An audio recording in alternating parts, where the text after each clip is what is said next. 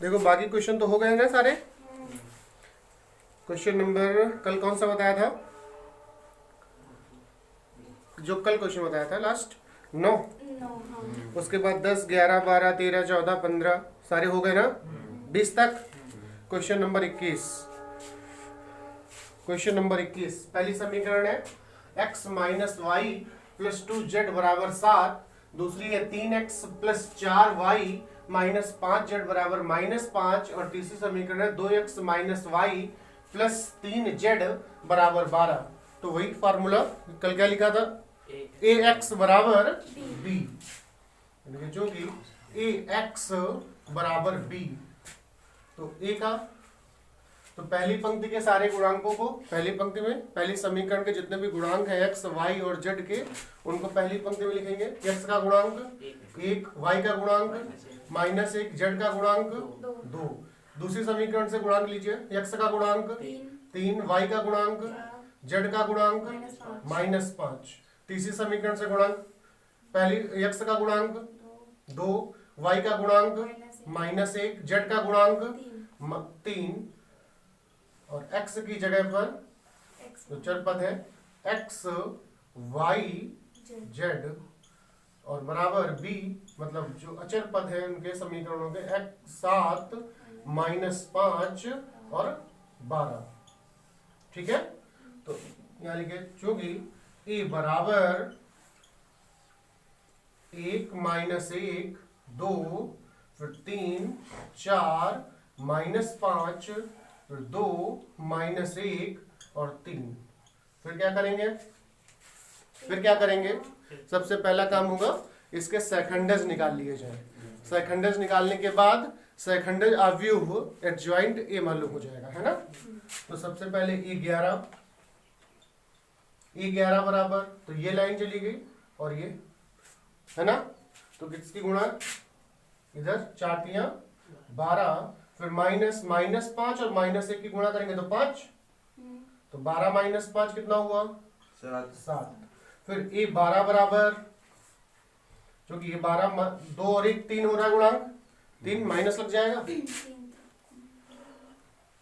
तो 3 की गुणा 3 से, 3 3 9 और -5 दूना 10, तो प्लस का हो जाएगा 10, योग कितना आएगा -19। फिर a13 बराबर कितना होगा, ये लाइन गई और ये लाइन चली गई, तो 3 का गुणा -1 से -3 और -4 दूना 8, तो हो जाएगा -11। फिर a21 बराबर, फिर गुणांक 3 विषम हो गया, है ना, तो माइनस लगेगा, तो ये लाइन चली गई और ये लाइन जाएगी। 3 के गुणा -1 से करेंगे तो -3 और -2 1 कम 2 माइनस का आएगा, तो +2 हो जाएगा। कितना बचेगा, यहाँ से -1 और ये माइनस लगा हुआ पहले से आगे, तो 1 हो जाएगा। उसके बाद a22 बराबर, a22 कितना होगा, ये लाइन गई और ये लाइन चली गई, तो 3 की गुणा 1 से, 3 1 कम 3 और -2 दूना 4, तो बराबर आएगा -1। फिर a23 बराबर, जो कि यहाँ पे गुणांक देखिए, जोड़ देखिए इनका 5 है, तो माइनस लगेगा,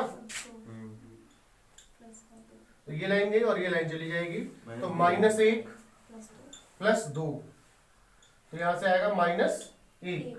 फिर a31 बराबर, a31 ये लाइन, तो ये आएगा 5 -8 बराबर -3। फिर a32 बराबर, माइनस लग जाएगा क्योंकि 3 2 5 होता है, a32 ये लाइन चली गई, कितना हुआ -5 -6, तो 11 हो जाएगा। a33 बराबर, तो ये दोनों लाइन चली गई, तो 4 1 कम 4 + 3, तो बराबर 7। तो उसके बाद एडजॉइंट ए लिखेंगे। एडजॉइंट ए कैसा लिखते हैं, a11 a12 a13 फिर a21 a22 फिर a23 फिर a31 a32 और a33। 33। इनके मान बोल दीजिए। एडजॉइंट ए बराबर ए 11 का मान 7, 12 का 19, 13 का -11, फिर 1, फिर -1, फिर -1, -3, 11 और 7। ये हुआ एडजॉइंट ए। ठीक है, तो मॉड ए निकाल लीजिए यहां से। मॉड ए बराबर A11 into A11 plus A12 into A12 और प्लस A13 इंटू A13। तो मॉड ए बराबर A11 का मान, A11 का मान 1 और इंटू इस A11 का मान सेकंड का 7 प्लस A12 का मान -1 और इंटू A12 का मान यहाँ से सेकंड से -19, फिर प्लस A13 का मान 2 इंटू A13 का मान यहाँ से निकालेंगे तो -11। तो मॉड ए बराबर तो 7 और ये हो जाएगा प्लस का 19 और -22। तो मॉड ए बराबर 19 और 7 दोनों प्लस की हैं, जुड़ जाएंगे। 19 7 कितना हुआ 26 और -22। तो मॉड ए बराबर 4। नोट कर लीजिए फटाफट। नोट हो गया।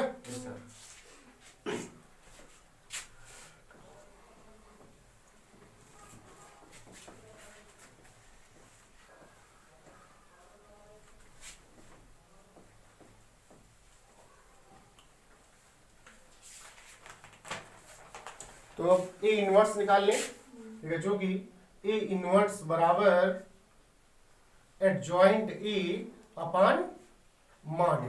तो ए इनवर्स बराबर एडजॉइंट ए का मान 4 था, नहीं मॉड ए का मान 4 है, तो 1/4 अलग कर लीजिए और इंटू एडजॉइंट ए का मान 7, 1, -3, -19, -1, 11, -11, -1 और 7। ठीक है, फिर जो कि x बराबर a इनवर्स b। तो x का मान x y z बराबर a इनवर्स का मान है 1/4 इंटू तो 7, 1, -3, -19, -1, 11, -11, -1 और 7 इंटू मॉड बी का मान कितना था बोलिए जल्दी। 7 - 5 12। 7 - 5 और 12। तो इनकी गुणा कर लीजिए।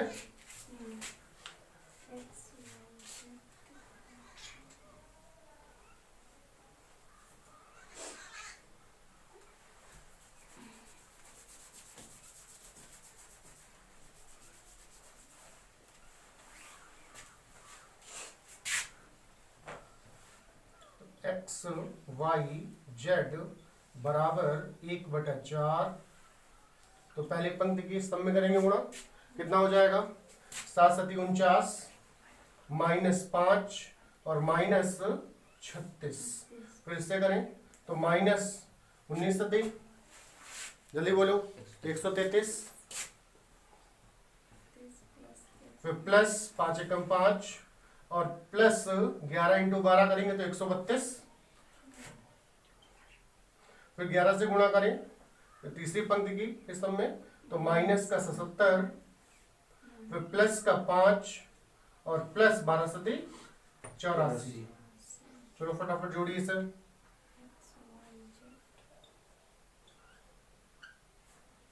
बराबर 1/4।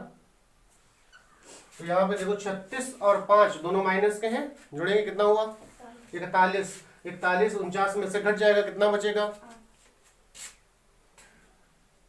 उसके बाद 132 और 5 कितना हो जाएगा 137। 133 में से घट जाएगा, कितना बचेगा 4।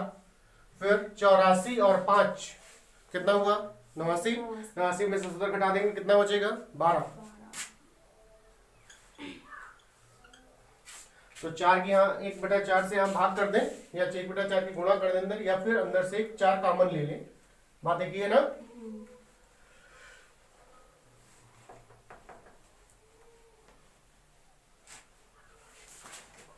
नोट कर लीजिए फटाफट।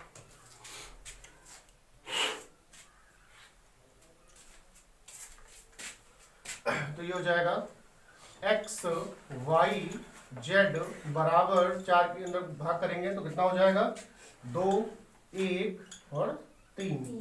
तो दोनों पक्षों की तुलना करने पर, दोनों पक्षों की तुलना कर लें तो x बराबर 2 कामा y बराबर 1 कामा z बराबर 3।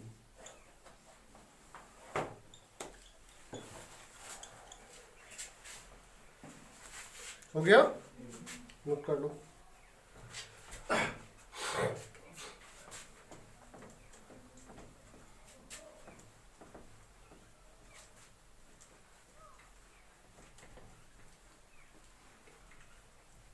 अगला क्वेश्चन,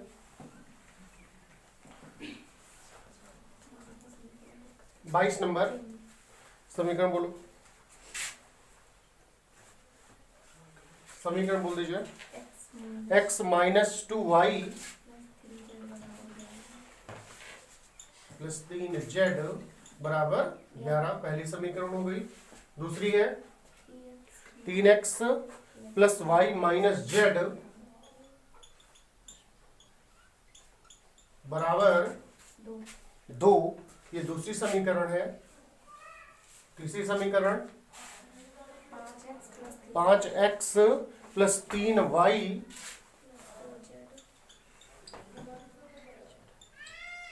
दो जेड बराबर 3, ये तीसरी समीकरण है।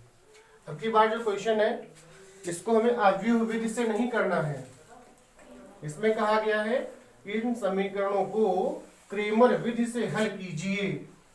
तो जैसे आप लोग भी लिखते थे कि आव्यूह विधि, पहले लिखते थे ax बराबर b, तो वहां पे a समीकरणों के गुणांकों को लेकर एक आव्यूह बनाया जाता था। वैसे यहाँ पर समीकरण जो है x y z में, इसमें जो गुणांक हैं इन गुणांकों को लेकर एक सारणिक बनाया जाएगा जिसे d से लिखा जाएगा। तो यहाँ पे नीचे लिखेंगे समीकरण के गुणांकों को लेकर, नहीं एक मिनट रुक जाओ, समीकरण के गुणांकों से गुणांक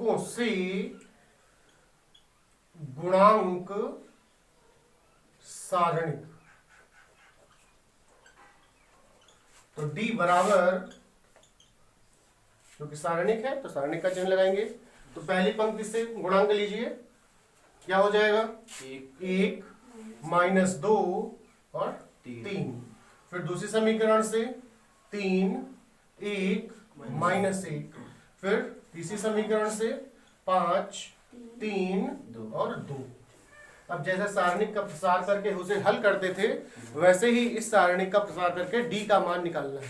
ठीक, तो d बराबर क्या होगा, पहली पंक्ति से प्रसार करते हैं, पहली पंक्ति से तो 1 इंटू, तो जिस पंक्ति और जिस स्तंभ में 1 है उसे छोड़ देंगे तो ये लाइन हट जाएगी और ये लाइन, तो क्या होगा 2 एकम 2 और माइनस, और इनकी गुणा आएगी -3, तो ये हो जाएगा +3। फिर दूसरा पद माइनस, जो कि माइनस का 2 है तो +2 हो जाएगा, इंटू, तो ये हो जाएगा 3 दूना 6 और +5। फिर +3 इंटू, तो ये पंक्ति चली गई, ये स्तंभ चला गया, 3 3 9 -5। तो ये d बराबर हो जाएगा 5 और प्लस 6 5 11 दूना 22, और यहाँ से प्लस 9 में से 5 घटा तो कितना बचा 4, और 4 3 12। इन सबको जोड़ लें तो d बराबर कितना आ रहा है, जल्दी बोलिए, जल्दी बोलो, 5 2 7 2 9 और 2 1 3 39। ठीक है, अब उसके बाद अगला पद जो होगा तो इसमें d के पहले प्रथम स्तंभ को जो इसके अचर पद हैं इनसे स्थानांतरित कर दिया जाएगा। ठीक, ठीक है ना। तो d के प्रथम स्तंभ को अचर पदों से प्रतिस्थापित करेंगे तो उसे लिखेंगे dx। ठीक, फिर उसके बाद उसे हल कर लेंगे। उसके बाद डी के द्वितीय स्तंभ को अचर पदों से प्रतिस्थापित करेंगे तो डी वाई हो जाएगा, उसको हल करके डी वाई का मान निकालेंगे। उसके बाद तीसरे स्तंभ के अवयवों से को प्रतिस्थापित करेंगे अचर पदों से तो डी जेड हो जाएगा। ठीक, फिर उसका मान निकाल लेंगे। तो लिखिए आगे, लिखिए डी के, ये नोट हो गया। Yes sir. ठीक,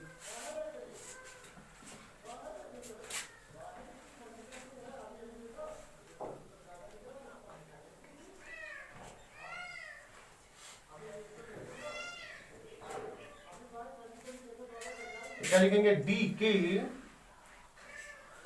प्रथम स्तंभ को अचर पदों से प्रतिस्थापित करने पर, तो डी बराबर, तो डी के जो दो स्तंभ थे दूसरा और तीसरा, उसे वैसा का वैसा ही लिखेंगे। तो दूसरा स्तंभ क्या था, -2 दूसरा स्तंभ के अवयव क्या थे, -2 1 और 3, यही थे। और तीसरे स्तंभ के 1 -1 नहीं 3 -1 और 2, क्योंकि अब पहले स्तंभ को हटा दिया गया है। पहले स्तंभ की जगह पे कौन से पद आएंगे, जो अचर पद थे, जैसे 11 2 और 3, ठीक है ना। तो पहले स्तंभ की जगह पर 11 2 और 3, और इसे लिखा जाएगा dx से, ठीक है ना। अब इसे हल कर लीजिए, dx का मान निकल आएगा। तो dx बराबर, तो 11 इंटू, जैसे उस पहले वाले डिटरमिनेंट को हल किया वैसे इसको भी, तो 11 इंटू कितना होगा, 2 प्लस 3, फिर प्लस 2 इंटू, ये हो जाएगा 4 प्लस 3, फिर प्लस 3 इंटू, फिर क्या होगा 6 माइनस 3। तो dx बराबर, तो 11 इंटू 5 तो कितना हो जाएगा 55, प्लस 7 दूनी 14 और प्लस 3 तिया 9, जोड़ लीजिए इसे। तो dx बराबर, तो कितना हुआ 5 4 9 9 18 के 8, हासिल लगा 1 5 1 6 और 1 7, ये dx का मान आ गया, ठीक है। फिर क्या लिखेंगे, d के द्वितीय स्तंभ को, d के द्वितीय स्तंभ को अचर पदों से प्रतिस्थापित करने पर, जैसे पहले पद में पहले स्तंभ को हटाया वैसे ये पहले स्तंभ को नहीं हटाएंगे, दूसरे स्तंभ को हटाएंगे। ठीक, तो क्या लिखेंगे, d के द्वितीय स्तंभ को अचर पदों से प्रतिस्थापित करने पर, क्योंकि अब डी दूसरे स्तंभ को हटा रहे हैं तो दूसरे स्तंभ को हटाएंगे तो उसे क्या लिखेंगे, डी वाई, ठीक है। तो डी वाई बराबर, तो जो पहला स्तंभ था 1 3 5 यही है ना, तो उसे वैसा ही रहेगा। दूसरे स्तंभ की जगह पर जो दूसरे स्तंभ के अवयव थे 2 -2 1 और 3, उसे हटा देंगे, उनकी जगह पर कौन से आएंगे पद, 11 2 और 3, क्योंकि तीसरा स्तंभ जैसा था वैसा ही रहेगा। तो 3 -1 और 2, तो डी वाई बराबर, जैसे अभी तक हल किए दोनों सारणिक वैसे इसको भी हल कर ले। तो क्या हो जाएगा, 1 इंटू 4 प्लस 3, फिर -11 इंटू कितना हो जाएगा 6 प्लस 5 प्लस 3 इंटू, तो ये हो जाएगा 9 माइनस 10। तो डी वाई बराबर, तो 4 3 7 7 एकम 7 हो जाएगा, 6 5 11 के में 121, तो माइनस का 121, और ये यहां से आएगा माइनस का 1, तो माइनस का 3 हो जाएगा। तो डी वाई बराबर कितना हो जाएगा, क्योंकि 121 और 3 दोनों माइनस के जुड़ जाएंगे, 124 हो जाएगा। 124 में से 7 कम कर दीजिए, कितना हुआ, बोलो 117 माइनस का, ठीक है। अब इसी प्रकार से तीसरे स्तंभ को हटाएंगे तो लिखेंगे डी के तृतीय स्तंभ को अचर पदों से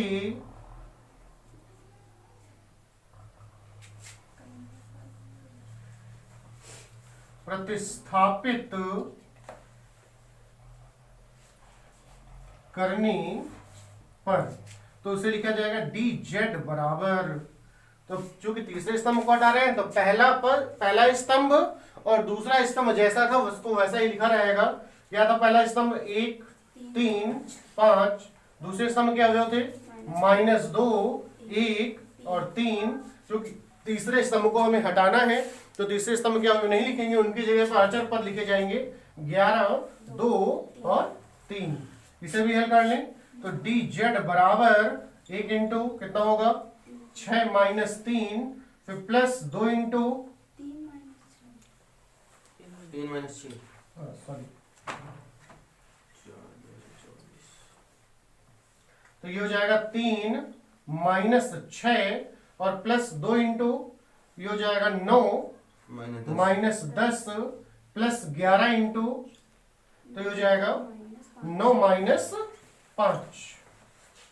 तो डी जेड बराबर यहां से आएगा -3, यहां से माइनस का 2 और यहां से 4 बचेगा, 4 11 चुको 44।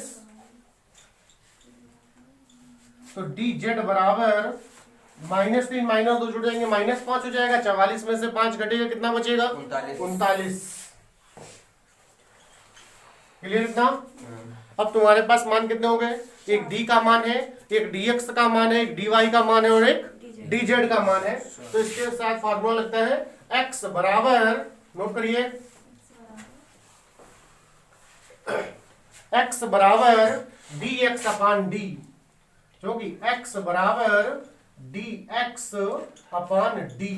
तो dx का मान कितना है, dx का मान 78 और बटा d का मान कितना था 39, कट जाएगा कितना आएगा 2। ठीक है ना? फिर लिखे आगे, क्योंकि y बराबर तो dy बटा d, तो dy का मान -117 और बटा 39, 39 से भाग करेंगे 3 बार जाएगा तो माइनस का 3। ऐसे ही क्योंकि z बराबर तो डी जेड अपान d, तो बराबर 39 बटा 39, कट जाएगा 1 आ जाएगा। तो क्या लिखेंगे, आता है x बराबर 2, यहां से हो जाएगा अतः x बराबर 2 कामा y बराबर -3 और कामा z बराबर 1। आंसर चेक कर लीजिए, देखिए आ रहा है।